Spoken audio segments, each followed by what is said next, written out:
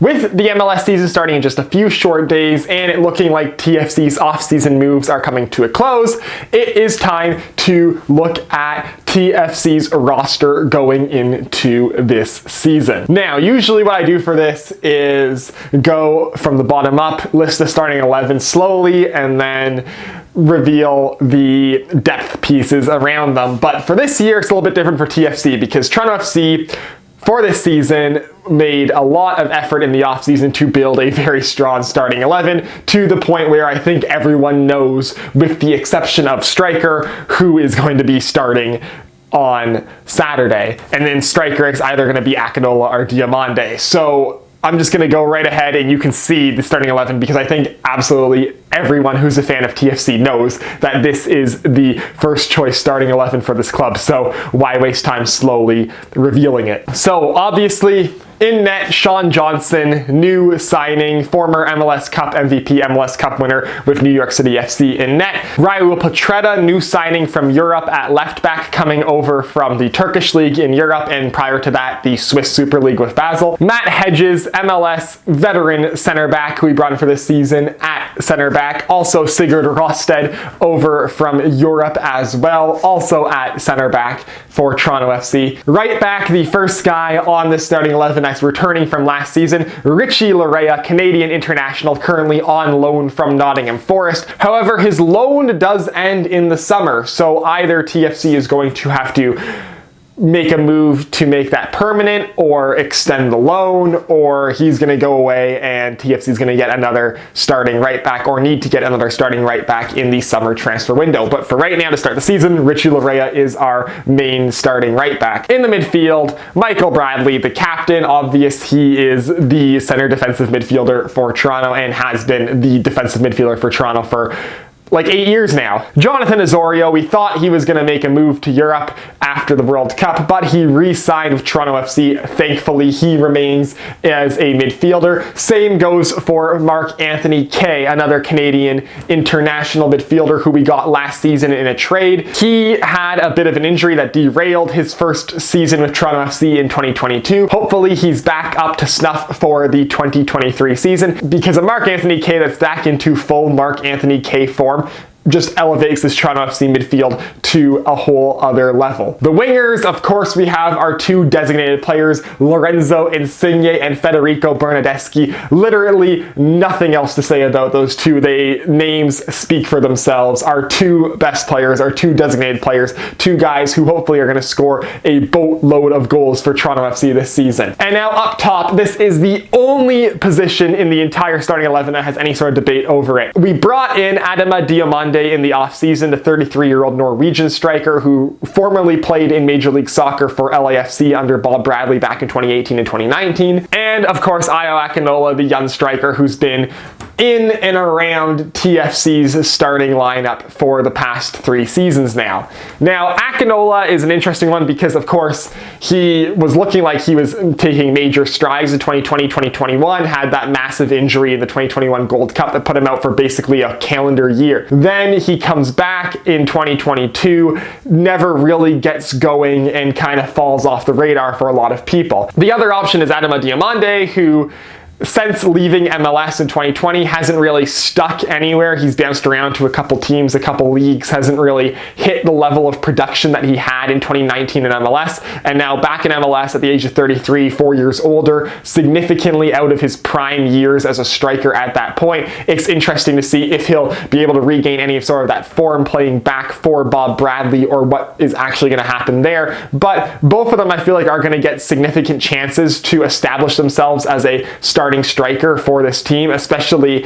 prior to the summer transfer window. I could see TFC making a move to get a proper number 1 striker, possibly a designated player striker, in that summer transfer window. But for right now, it's going to be a battle between Akinola and Diomande for that spot. My choice for who I think we're going to see more often starting at striker, however, is Ayo Akinola. I feel like with him starting this season at the same time everyone else is starting the season, unlike last season where he started a couple months late because of that massive injury, I think he's just going to have a better year. And I think for Akinola, this is the make or break year for Ayo Akinola. If he doesn't break out this year, it's basically showing that he's not going to be even an MLS player. And this is a guy who at one point was getting significant interest from Europe. And I think Ayo Akinola is going to establish himself as more of a better option to be the starting striker over Diomande, at least until the summer transfer window. So that's the starting 11. What about the depth? The depth for Toronto FC this season is a little suspect, but here we go. Okay, so how this works is basically, as you go down, the green names the farther down the depth chart these guys are, and obviously a couple of guys' names appear in multiple places because they can play multiple positions, and as depth players, you end up playing more variety of positions more often. Unlike last season, we now have 2 goalies that are competing for the starting spot. Johnson is the set starting goalie. The backup is Thomas Romero, an El Salvadorian young keeper who has been a bit of a backup goalie in MLS before. He made 18 appearances for LAFC back in 2021 and was mostly with the Las Vegas Lights in the USL Championship last season, but he should be a decent backup option and a young guy who has a bit of a future ahead of him. Also still around is Greg Ranjitsingh as the third keeper. He was the third keeper for all of last season, but we never saw him get any minutes, and barring injuries to both of the top 2 goalies, again, Ranjitsingh likely isn't going to get any minutes this season. On the defensive end of things, at left back, Femi Antonoglu is, I believe, the second choice left back on this team. TFC is really weird because we went from being spoiled for options on the left side last season, depth-wise, to absolutely nothing this season. Antonoglu got appearance at that position in the last game of last season, and I would expect to see him a bit more this season, possibly as Petretta's regular backup. In center back, we have Shane O'Neill and Lucas McNaughton, the pairing that ended up being our top pairing for a lot of last season with injuries to Mavinga and following the departure of Salcedo. They went from being the number 3 and number 4 center backs to being the number 1 and number 2 center backs for most of last season. They did show some potential, but it was obvious that together they were out of their depth as an MLS first choice center back pairing, but I think in depth roles, in backup roles as number 3 and number 4 center backs, these two are going to be far more suited to Major League Soccer this season, and so I have no problem with them in number 3 and number 4 backup roles. Also around in the center back group is Luke Singh. Singh is an interesting one because he was a young guy who broke into the TFC center back group back in 2021, was pretty solid for a bit of 2021 at center back for TFC, but for 2022 we loaned him out to FC Edmonton in the Canadian Premier League so he could get some more play time. Unfortunate for him that he was basically stuck at an FC Edmonton team that was not trying at all. Half their team, more than half their team, was loaned in players. It was a very unfortunate situation for Luke Singh in terms of winning games, but he did get a lot of play time, and so Luke Singh is an interesting one. I think we're definitely going to keep him around the roster. He might get loaned back out to the CPL this season, but I think it would be beneficial for him to be kept around the roster because as the number 5 center back, he definitely will be getting at least a little bit of play time, especially with the injury history that TFC has. So we'll keep in mind that there could be a little bit of injuries happening, and so Luke Singh might be useful to keep around. The right back position, we have some interesting depth because despite neither of them being natural right backs. Last season, Jaquil Marshall-Rutty and Kosi Thompson both had a lot of time at right back and both played a lot more than Caden Chun at right back, who is a natural right back. So Marshall-Rutty, they've said they're going to play him more this season and they're going to keep him at the right back role this season. I think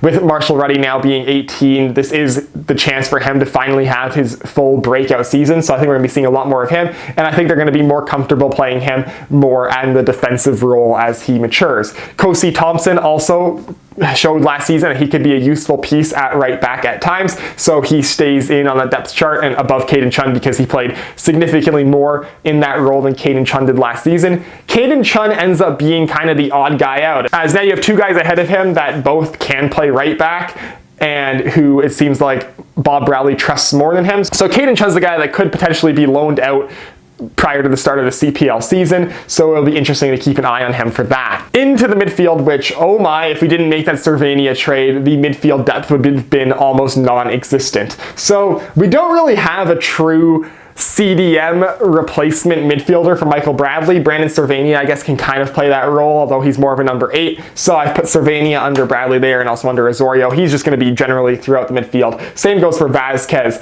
who is more of an offensive substitution, more of a playmaking substitution. I don't see them putting on Vazquez very often when we're ahead in a game, but behind in the game, I think we're going to see a lot of Victor Vazquez this season. And Kosi Thompson, he was almost exclusively used on the right side of the midfield three last season, so I've put him there. I feel like we're going to be seeing a lot of Kosi Thompson in midfield though, just because of how weak the midfield depth is at this point and how little of it there is. So Kosi Thompson, expect to see him kind of being subbed on regularly or played as a starter in case of injuries regularly, both in the midfield and right back roles. Up top at left wing, I think DeAndre Carr is probably the most likely replacement on the left side. On the right side, Jaquil Marshall-Rutty, of course, he's a natural right winger, but with Bernardeschi up there, he's not going to be the first choice right winger ever unless Bernardeschi is hurt. But I feel like we will see Marshall-Rutty getting a significant shot at right wing whenever they are doing a substitution at right wing. And at striker, finally, we have Diomande. We've already talked about him and Akinola, at least for the beginning of the season, are probably going to be rotating starts. Perukes is an interesting one. He's a young homegrown guy. Was the number 3 striker all of last season. I could see him retaining that role,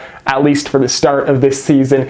And Hugo Mbonge, Ralph Prizo's younger brother, who got his first appearance for TFC in the last game of last season, also the same game that Femi Antonoglu got his first appearance for TFC. Mbonge definitely can be played up top, but I also feel like they might throw Mbonge on either the wings as well at points next season. So Mbonge could be played at left wing, could be played at right wing a couple times. We'll see. He'll definitely be rotating around those forward positions if and when he gets playtime. So that is TFC's roster for this season.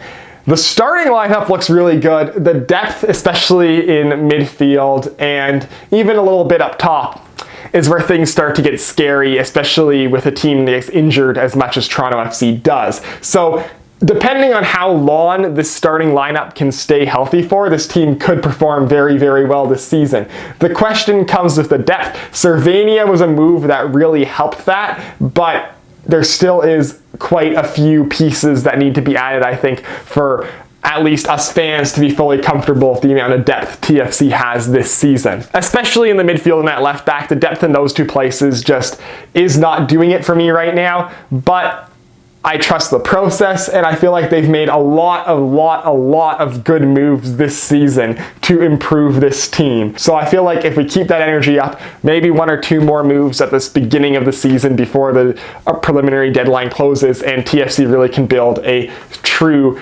depth-filled contender for Major League Soccer. So that is it for this video. As always, if you'd like to hit like, if you want to see more stuff, hit subscribe. Follow me on Twitter. Link is down below in the description, and I will see you next time.